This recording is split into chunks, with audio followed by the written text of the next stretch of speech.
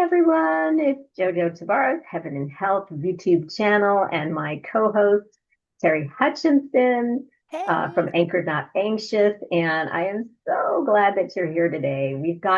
This one is a really important one. Not that the others are not, but this one really hit me pretty hard. We're talking about emotional health this week.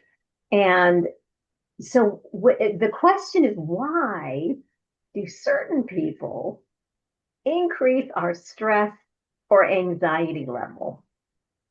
Well, Jojo, if you Google the sentence, people who make us anxious, you will get a list of human behaviors that trigger anxiety and stress.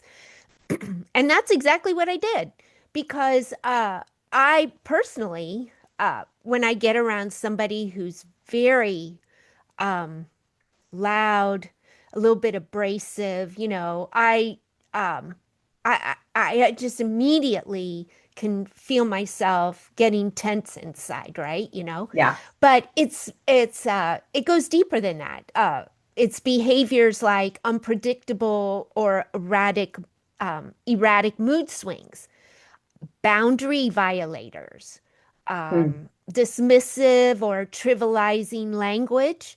There's intimidating and overly confident postures, codependent and draining behaviors. There are manipulators, and then just the critical and gossipy behavior. And from what I've read, psychologists advise us to address the issue with the person you believe that is being passive aggressive, breaching boundaries, gaslighting, and etc. And that you're supposed to use I statements, explain how the words make you feel.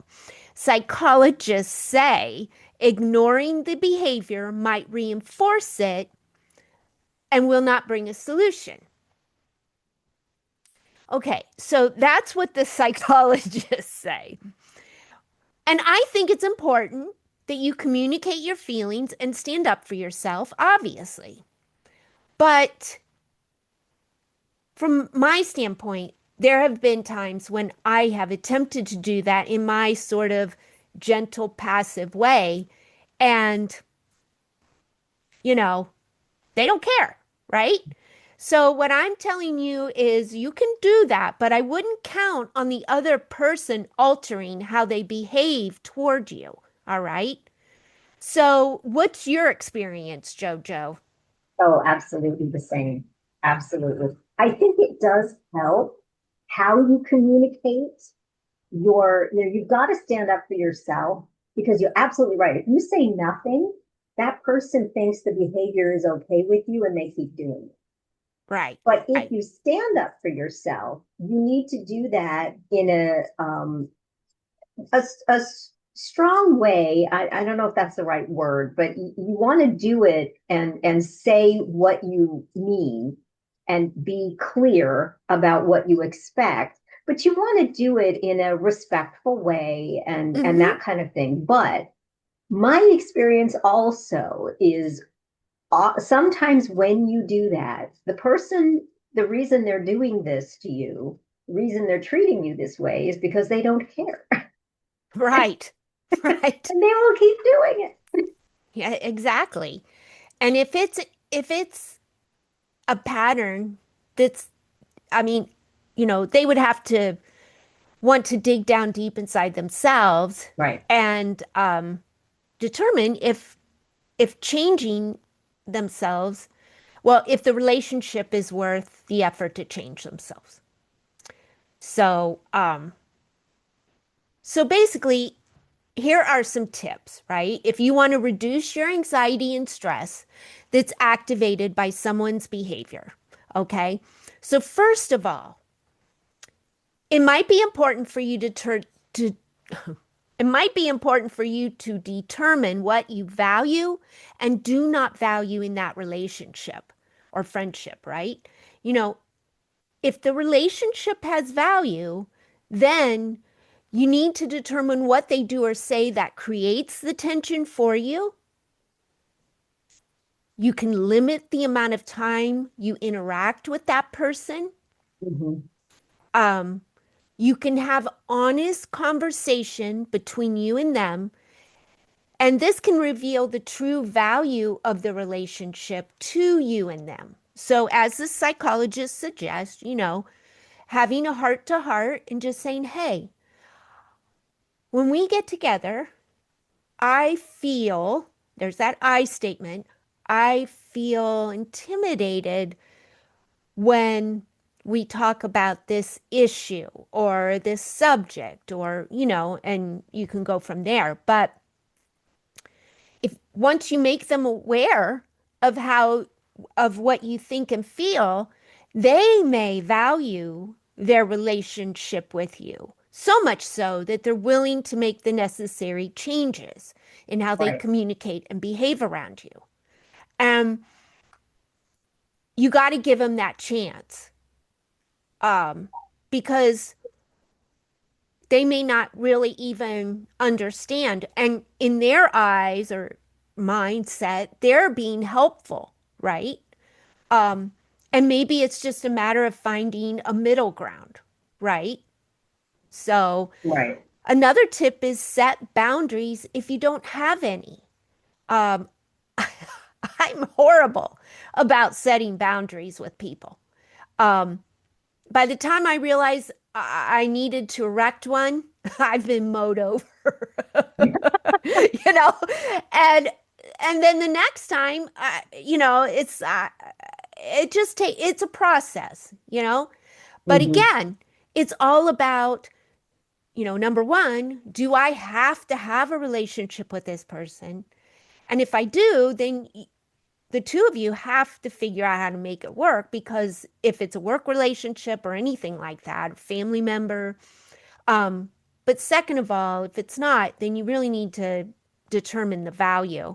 And also, if you feel the relationship is too stressful, pull back. Maybe they're going through something that's making them this way. Hmm. It's their defense mechanism. Let them know that you'll be out of touch for a while as you manage life issues.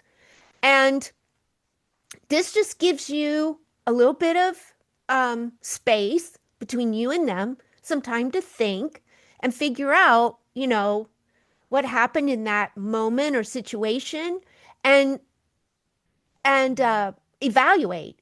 Is this a one-time thing, or has this been going on and I'm finally just, I don't want to do this anymore. And then the other thing is, reduce internal tension by recalling the other person's positive attributes as you interact with them. Sometimes we're together for a reason, a season, and a lifetime. And sometimes remembering why you are together can become the focus rather than how they make you feel. Not always, but sometimes that that might be what you need to do for in that relationship.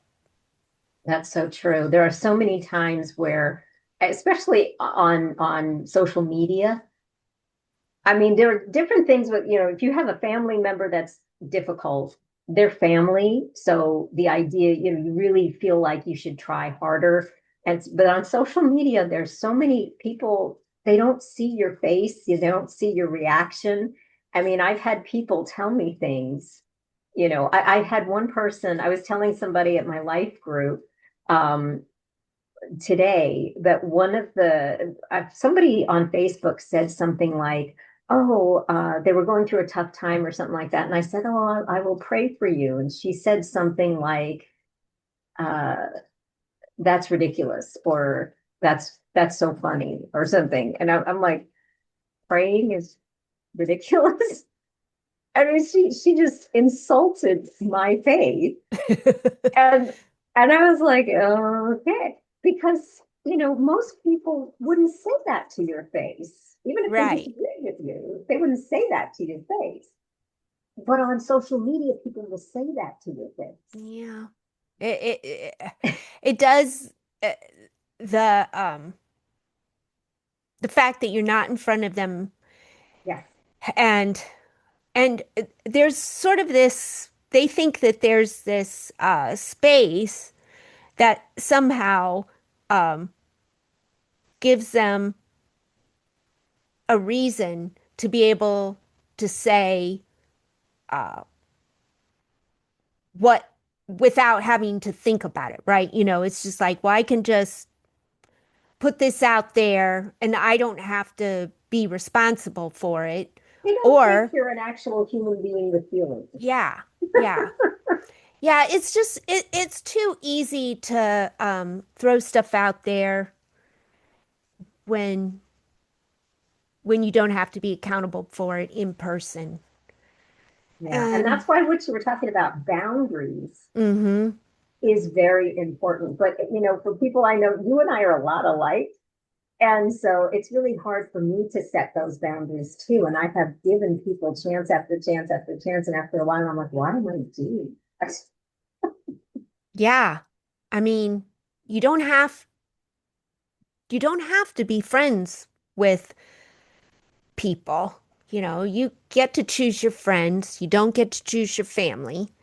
Um, and while it's important to make every effort, because, we're not perfect either, Mm-hmm. we may be, you know, uh, a catalyst for some of their behavior, but overall, um, I think, and so that brings us to our challenge Yeah. because this is what you need to do. We're challenging you to take an inventory of your relationships and just uh, not to just, chuck somebody off of the list, but mainly just, are these healthy?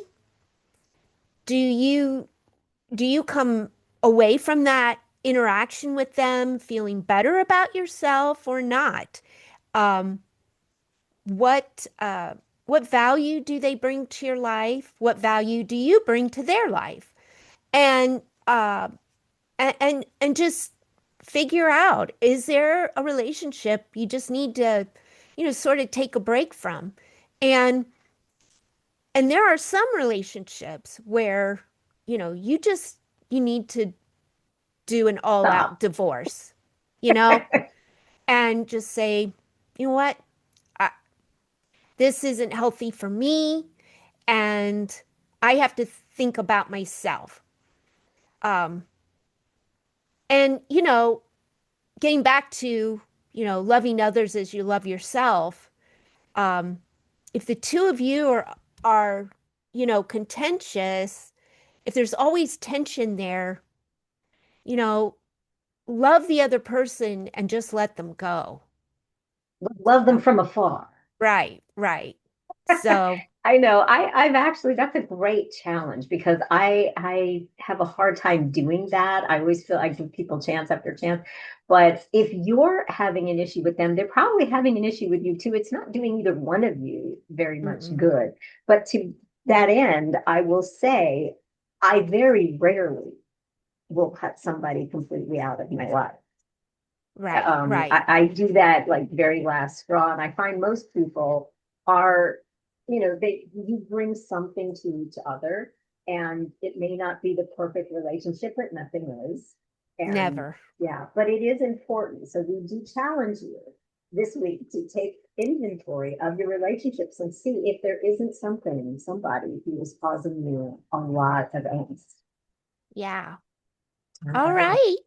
Well, thank you so much, Terry. It's always a pleasure having you on, and we will see you all next week. Bye bye.